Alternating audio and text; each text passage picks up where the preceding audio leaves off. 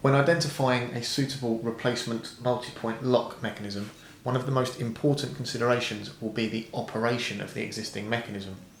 The operation refers to the way in which the remote locking points are engaged and retracted, and there are 5 main ways in which this is achieved.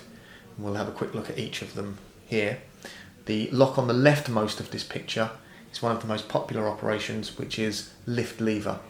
As the name suggests, this relies on the lever being lifted in order to engage the locking points, and then the Euro cylinder used to deadlock them in place.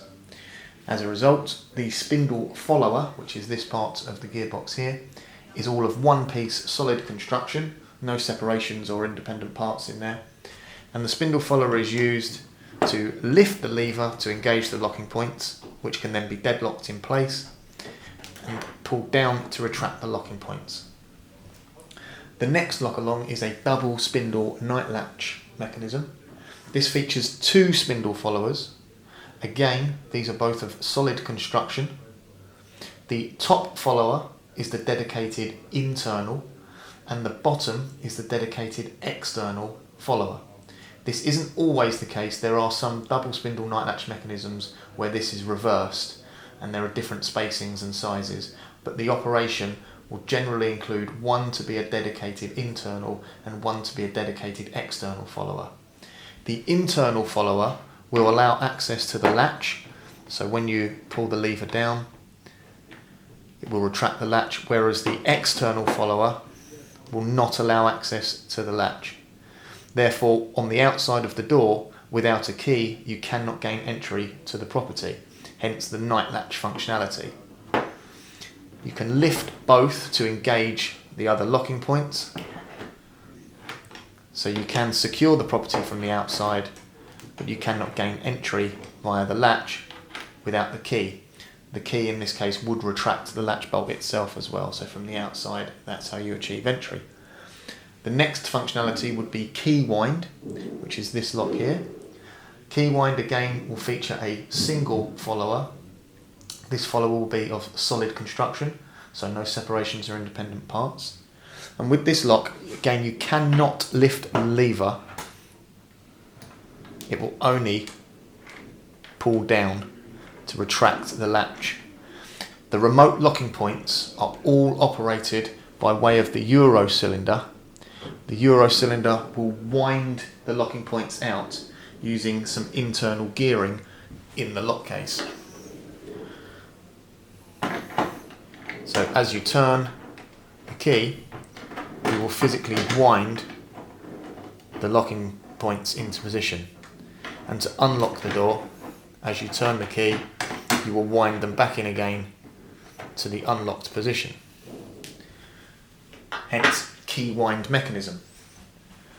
The next mechanism along is a split spindle night latch. So this is the third of the operations to offer a night latch functionality whereby you cannot get back in from the outside without a key. And this is achieved by way of a split spindle in the case of this mechanism. So this follower in this gearbox is made of 2 sections that will turn independently.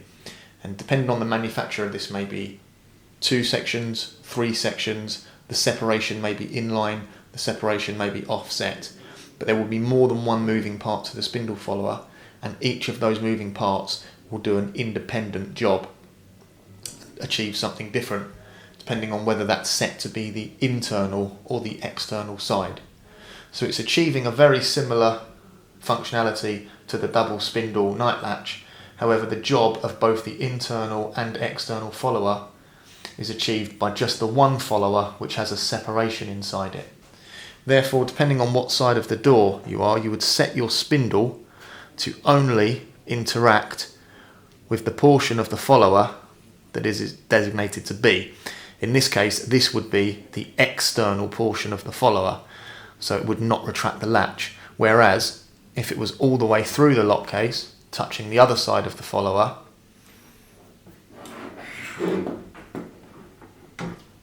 that part of the follower, when the lever was pulled down, would indeed retract the latch. Hence, this would be the internal section. Again, the key will retract the latch from both sides of the door. Hence, you can enter the property with the key from the external side. It can be lifted in order to throw and engage the other locking points.